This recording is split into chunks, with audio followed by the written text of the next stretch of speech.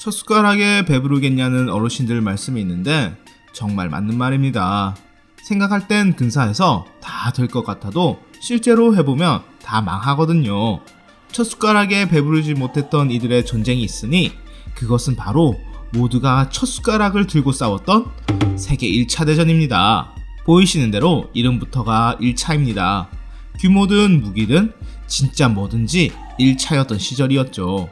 탱크를 첫 숟가락으로 만들고 비행기는 첫 숟가락으로 날아다니고 저격수도 첫 숟가락을 던지며 싸웠던 시절, 저렇게 간지났을 리가 없습니다. 처음 써보는 것만 들고 싸우니 제대로 된 물건이 나올 리가 없거든요. 영화도 맨날 2차 대전 영화만 나오는 이유도 1차 대전 물건들이 워낙 좀 웃기게 생겨서 그럴 겁니다. 자, 오늘은 그 웃긴 첫 숟가락들의 세계를 알아보도록 하겠습니다. 우선 저격수입니다. 저격수 하면 굉장히 멋진 이미지가 있죠. 1km 밖에 있는 500원짜리 동전에 구멍을 뚫어서 도넛으로 만드는 분들이 어떻게 안 멋있을 수가 있겠습니까? 주몽의 나라답게 멀리서 때리는 거 좋아하는 한국인 원딜 유전자 어디 안 가는 것 같네요.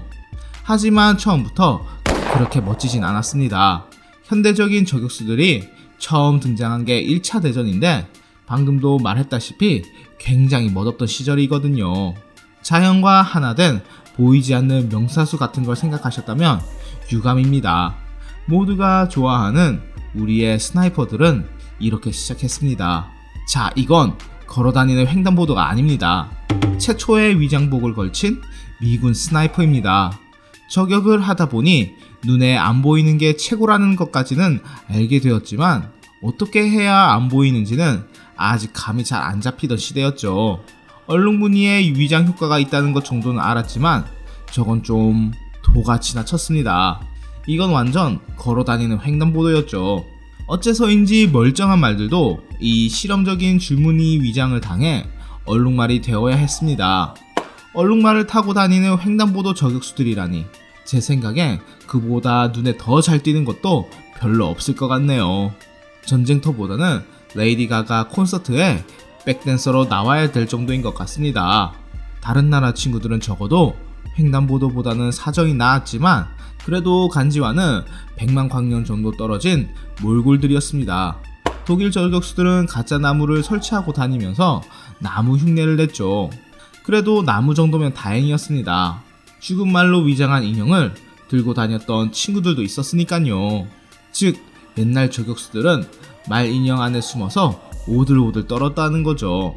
오늘날에 우리가 알고 있는 간지나는 저격수 위장복들이 탄생할 때는 횡단보도, 나무와 하나 된 자연인, 그리고 죽은 말 인형이 필요했던 것입니다. 정말 개구리 육군복이 멋져 보이는 날이 올 줄은 몰랐습니다. 이제 보니까 꽤 패셔너블한 디자인 같네요.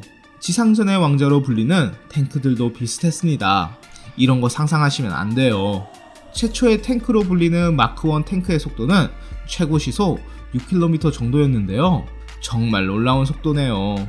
전속력으로 달리면 아침 산보하는 동네 할머니와 막상막하의 승부를 겨룰 수 있을 정도였죠. 그리고 아마 할머니가 이길 겁니다. 왜냐면 5대가 출발하면 4대가 도중에 멈추고 한 대만 겨우 목적지에 도달할 정도로 고장이 참 잘 터졌죠. 몸은 코끼리만큼 무거운데 엔진이 오토바이 수준이어서 고장이 안 나면 이상했던 거죠. 그렇지만 놀랍게도 저게 그나마 제일 제대로 된 첫 숟가락 중에 하나였습니다. 다른 탱크들은 훨씬 더 못볼 꼴이었거든요. 산보 할머니랑 싸워 비기기는커녕 출발선에 서지도 못하는 졸작들이 대부분이었습니다. 기관총이 지배하는 전장에서 살아남기 위해 모두가 탱크를 가지고 싶어 했지만 시간도 기술도 돈도 모두 부족한 시대였거든요. 그 중에서도 가장 웃지 못할 물건이 프랑스의 푸르라플리라고 불리는 가짜 탱크였습니다. 1915년에 멋진 사진이 곁들여진 보고서와 함께 등장한 이 탱크, 겉보기엔 좀 투박한 건 빼곤 멀쩡해 보였습니다. 보면 앞뒤로 뭔가 이상한 대포가 주렁주렁 달려있었죠. 자, 좀 더 자세히 봅시다. 사실 이 탱크는 예술의 나라 프랑스의 탱크답게 무장이 그림입니다. 진짜 대포가 아니라 트릭 아트였죠. 너무 급하게 만드느라 무기를 달 시간도 없이 그림을 그려놓고 나온 겁니다.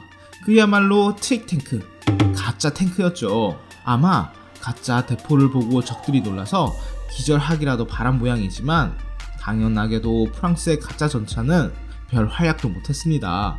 실전에 나왔더라도 웃다가 죽은 사람이 있으면 있었지 놀라서 도망간 사람은 없었을 겁니다. 하지만 누가 뭐래도 최고로 이상한 첫 숟가락 자리는 비행기에게 돌아가야 할 것 같습니다. 우리가 공중전 하면 떠올리는 낭만적인 결투의 시대가 처음으로 자리 잡은 것은 1차 대전입니다만 사실 비행기를 처음으로 전쟁에 써먹던 시절인 만큼 웃긴 시도도 많았습니다. 그 중에는 시대를 엄청나게 앞서간 시도도 있었더랬죠. 바로 투명 비행기, 스텔스를 만들려는 시도였습니다. 요즘처럼 레이더를 속이는 스텔스를 말하는 것이 아니라 진짜로 투명한 비행기를 만들려는 시도였다는 거죠. 애초에 레이더도 있던 시절이 아닙니다. 이것이 바로 시대를 앞서간 벌거벗은 임금님 비행기 포커 전투기입니다. 원리는 뭐 대단할 거 없어요. 천과 나무로 비행기를 만들던 시절이니 투명한 천으로 비행기를 만들어 버린 거죠. 하지만 여러분 생각해보세요. 비닐 바지를 입는다고 투명 인간이 되진 않잖아요. 오히려 평생 흑역사로 남을 정도로 잘 뛸 뿐입니다. 독일이 만든 비장의 투명 전투기는 첫 전투에 등장하자마자 바로 들통나고 말았습니다.